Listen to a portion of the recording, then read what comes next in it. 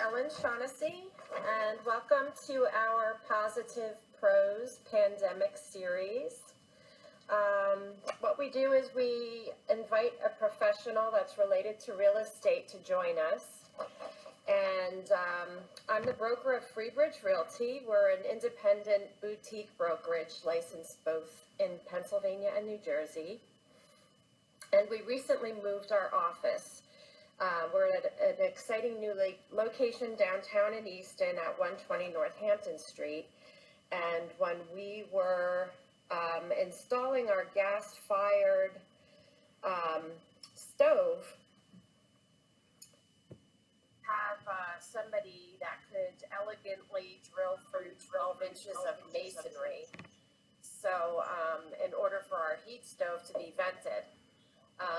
So I was like, who are you going to call to blow through 12 inches of masonry? And then I thought, I know who I'm going to call, Carl Volkman. Hi, Carl.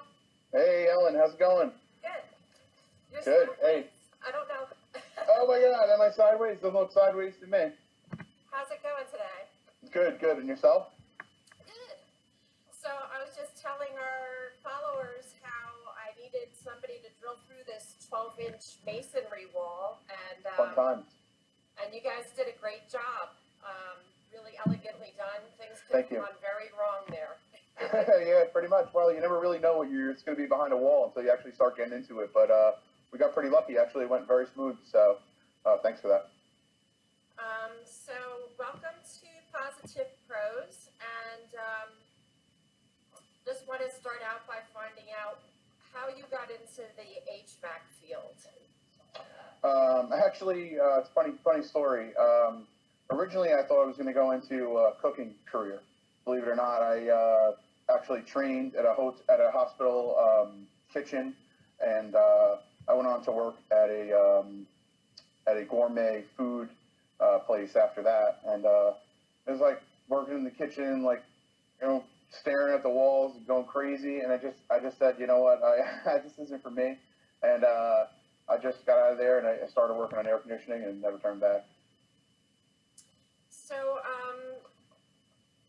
I guess first and foremost, what did you bring there for our happy hour? I'm curious. I've got a nice little glass of triple distilled whiskey over some frozen water icebergs. Wow, that works. It's very simple. Cheers. Hey, cheers. Okay.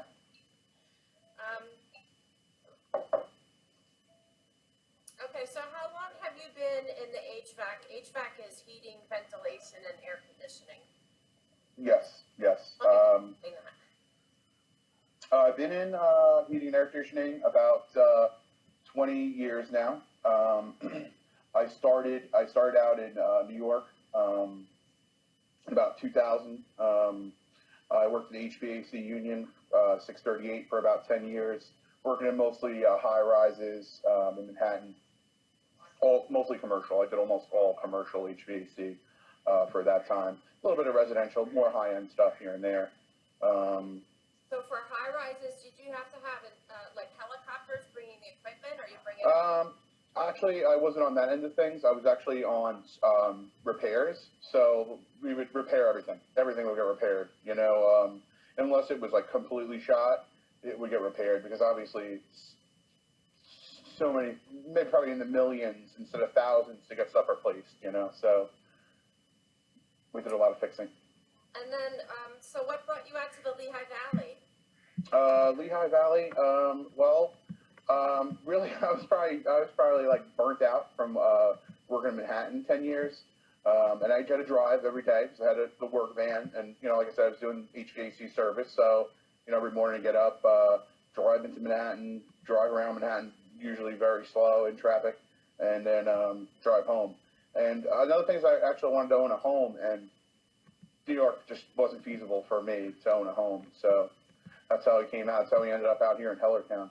So you came out here for the cost of living? Absolutely. And how do you like the quality of life? Very good, very good. That's so much better than being cooped up in an apartment. I feel bad for people that are really cooped up in apartments now for this pandemic and they don't have anywhere to go, no outside, no balcony or anything. That sucks. I mean, it's nice to have, go outside and walk around my house in the grass and I'm like, oh, it's nice. You know? You're definitely blessed in that Yeah. respect. Mm-hmm. So Carl, at this point in spring, what should people be thinking about with their heating or probably more their air conditioning, although it Air is conditioning. getting cold? Yeah, really well. Yeah. Air conditioning, it's a important time of year to get ahead and look over everything. Air conditioning is going to be the first thing you're going to want to do is change your air filters. It's going to be number one. You should really always be keeping up your air filters, especially now with the COVID-19. You really want everything sanitized. Um, that's pretty much from a homeowner standpoint. That's mostly it for the inside part of it, and the outside condensing unit. You can go out and make sure your coils are clean, all around the unit. And then you want to make sure the bottom is clean. There's no mulch or mud on the bottom because it can cause rust and, could prematurely, damage the unit. So it's not a bad idea for homeowners to get out there with with a hose, garden hose. Important to unhook the power first, turn the breakers off first. And just hit it with a hose, lightly. You need to go crazy, make sure you don't bend the fins, but just kind of lightly, clean any dust and debris that's off of the outside. For homeowners that are, more detail oriented, they'd have us come in and we do our maintenance agreement that we have, a Comfort Plus maintenance agreement where we actually come out 2 times a year automatically, come out 1 time this spring. We go over your filters. We actually dig in, check the coils. We're checking the freon. We're checking all the electricals, the motors, and other things too. We're checking the ductwork while there, and we're looking at everything else. Like your water heaters and stuff. We don't really do much to the water heaters, but keeping an eye on stuff while we're there, and just making sure that your units and whatever you have in your house running, especially gas appliances, are safe. Safe to run. That kind of service, what does that typically run? Actually, the Comfort Plus maintenance agreement right now, I think it's about $19 a month.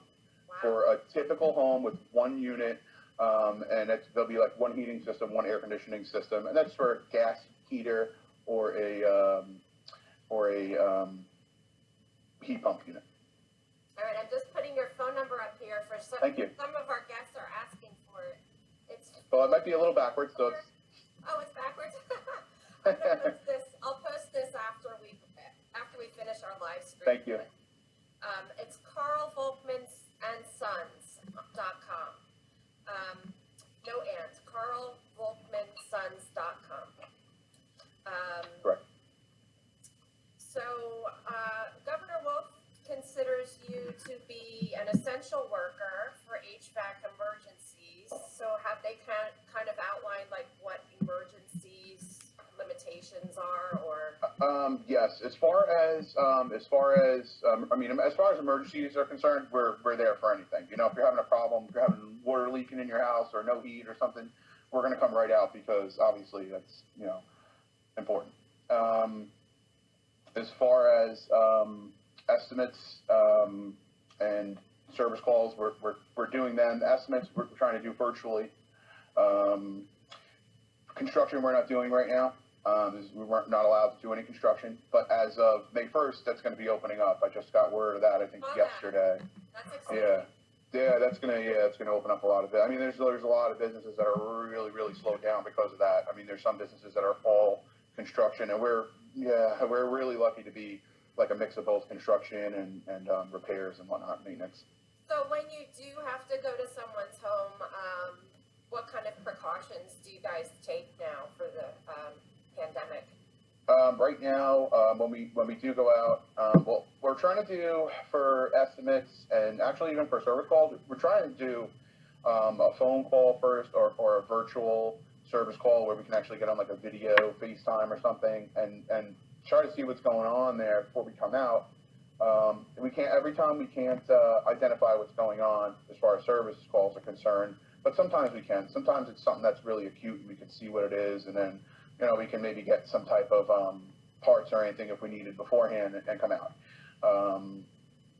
We're also asking, all of our techs are wearing PPE. We have masks and gloves on, and we're asking that the homeowners have masks on as well, and try to really social distance us from our techs, because everybody wants to go and talk about it and tell us all their HVAC problems, and we want to know. But I've been asking everybody, look, if you have any problems, tell the tech on the phone before they get there. All right, this way we don't have too much face to face.